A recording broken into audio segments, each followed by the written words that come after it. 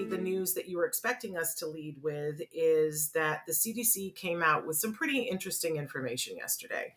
And for those of us who have kiddos on the spectrum, I think it's different for people who are on the spectrum themselves. I'd love for those of you who are on the spectrum, please write in and tell us how this made you feel.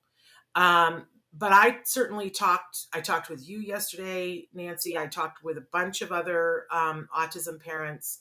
And this felt like a wound that we carry reopening, is what I was hearing.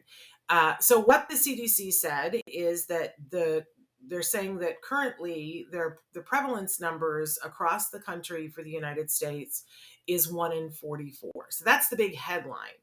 But then there was quite a bit of information included in this that the more you read, I think the more I just wanted to put my head down and cry. And one of the things that I said to you last night, the reason why is because when there was you coined the phrase, the being what the kitchen floor warriors. What is the thing that you say? The kitchen floor club.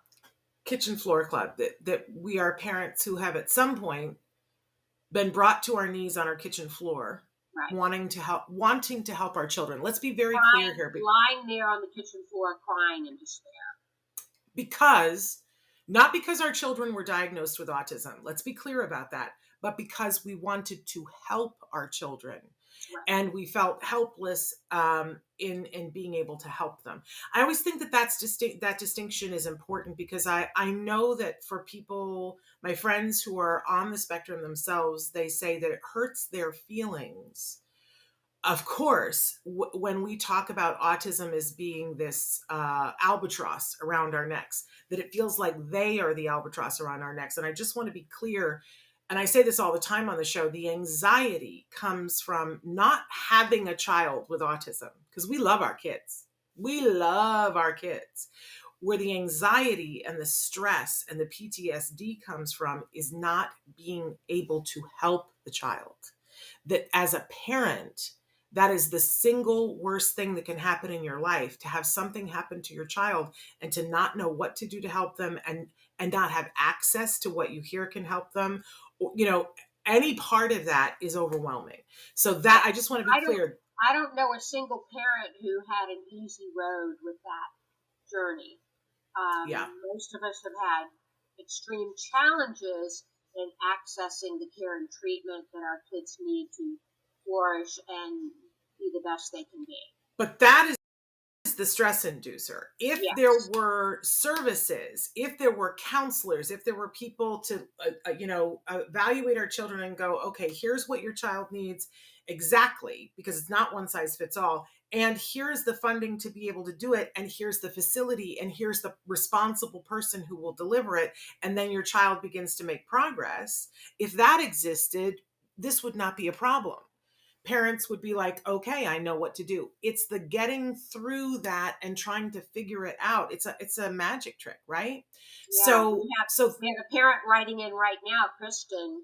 Yes, you said Kirsten. That's my current status. So yes, and my heart goes out to you because Nancy and I have both been there, and there are some days now when we are there. Right?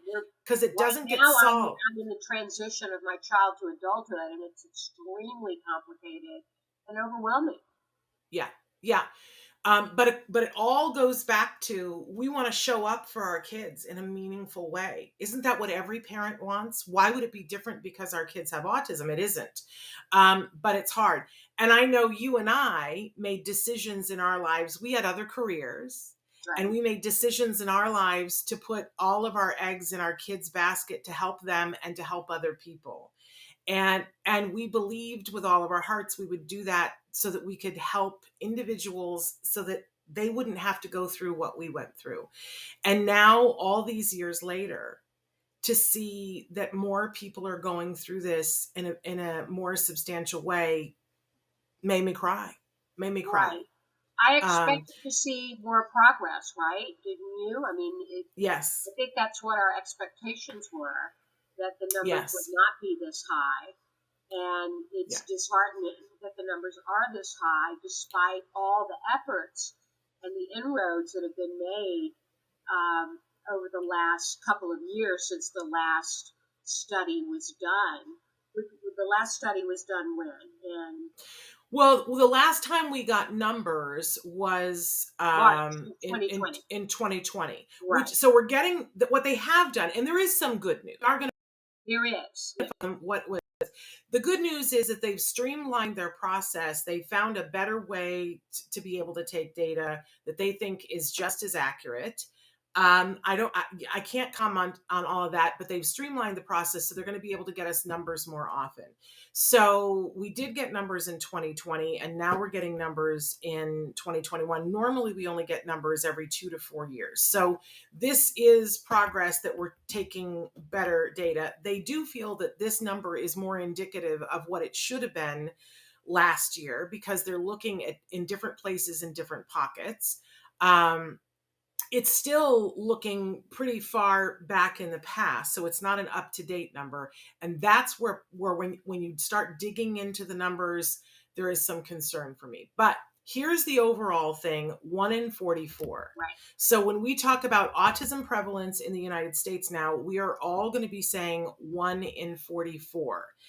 But always in the last 20 years, when they have done this, they would look at different states and take the numbers from different states. And one of the states that they always took the numbers from was New Jersey. And New Jersey always had the highest prevalence. And over the years, we would hear the number in New Jersey and it would take our breath away. We would go, oh, like I remember when they said it was 1 in 45 in New Jersey, and everybody went, oh my gosh. Like, because it was more like 1 in 88 in the rest of the country. And it was like, hey, something's not right here. And there are always these excuses that they give. The Well, main it might excuse be. was that people went to New Jersey because there was more treatment. Yes. But there was more treatment in the beginning because there were more kids. Right. So which came first, the chicken or the egg? And then other groups of people would say there's more environmental insults in New Jersey, right? There were all these excuses for why, and they were saying, well, they're getting better at diagnosing it. Okay. Well, here we are, and it's 2021, and the numbers came out, and for the first time, the state of California was one of the states where they were looking at prevalence. Get ready. Everybody hold on to your seat cushions, because the prevalence in California is 1 in 26. 1 in 26, which takes my breath away. So it means You ready basically for that something? every single kindergarten class has a child with autism. That's right. And not only that, there are different thoughts, but I saw different things online last night. But because it's 4.3% higher in boys than it is in girls, the at the best it is 1 in 16 boys in California. There were some people that were postulating, isn't it closer to 1 in 8? But let's go with the 1 in 16. 1 in 16 boys in California is on the autism spectrum. So, I got to take a breath there. And again, people have started with, well, there are so many more services in California. I don't know how to say to people, but do you see that those kids still have autism? You can say, well, people are going where it is, but why is it so high in Montana? I just yeah. Yadira, I'm so glad that you're here with us. For the last 2 years, that's what I've heard about CS in New Jersey. 1 in 25. Madness. Scary. Yes. Ambrosia says, newly diagnosed with moderate autism, my 6-year-old who has ADHD and anxiety also. Toughest challenge I've had to deal with and accept also. Yes. And Ambrosia, I'm glad that you're here, because we talk about these things in really realistic terms. Nancy and I don't mamby-pamby it. This is hard stuff. To accept that your child needs more, and to accept that you don't know what to do, and to accept that, sometimes somebody will give you bad information. Like this is an interesting path to walk. And when I say interesting, you know, I'm being kind, because we want to be of service to our children. That is the thing. We want to be of service. And now there are more parents than ever who are trying to be of service to their children. So there's a lot to unpack here. And it does take my breath away. I do want to say that neither Nancy or I are researchers, but we are going to have Lisa Ackerman on. We're having a special show on Tuesday. We're preempting Temple Grandin Tuesday to have Lisa Ackerman on, and she will have a great deal more information for us. She is the founder of TACA, the Autism Community in Action. So she'll be here to unpack some of this. And if you guys have questions for her to go back to her experts and talk about about what does mean, we'll take those questions now or later. I do want to say that the good news, I promised that we would talk about good news, if we can consider this good news. They also, because always it's been a thing where they'll look at 8-year-olds. And I think the reason why they look at 8-year-olds is that the assumption is that if you have profound symptoms that they would like to believe that you would have been identified by the time that you're 8 years old. So they're always looking at 8-year-olds and seeing how many 8-year-olds are on the spectrum. But a lot of us have screamed, yelled, and stomped our feet to be looking younger as well. And they began to look at 4-year-olds because what we'd really like is for kids to be identified when they're 2 and 3.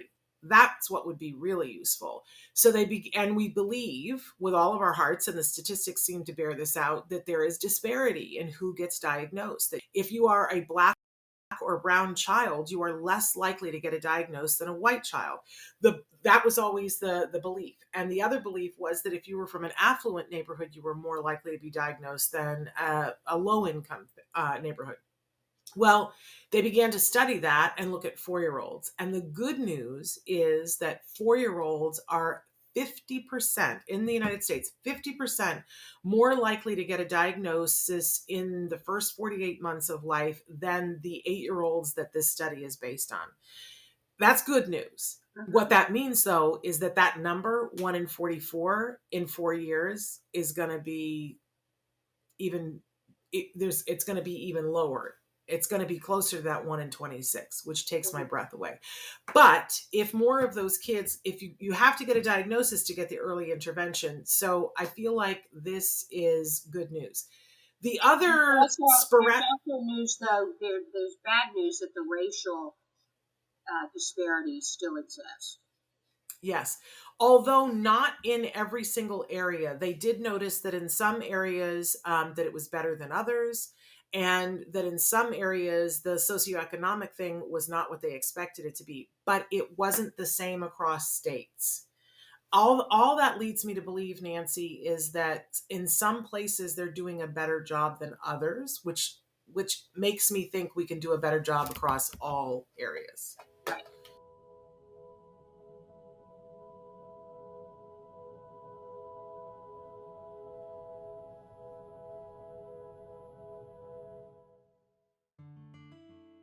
Thanks for watching Autism Live. If you found anything helpful in this video, please give us a like. In fact, make sure that you smash that subscribe button on YouTube and give us a like on Facebook. You can also follow us on Twitter and Instagram for important updates. And please download our free podcast wherever you get your podcasts. See you next time. Until then, give your kiddos a hug from me and one for you too. Bye-bye for now. To subscribe, click here. And if you'd like to check out some more of our videos, click here.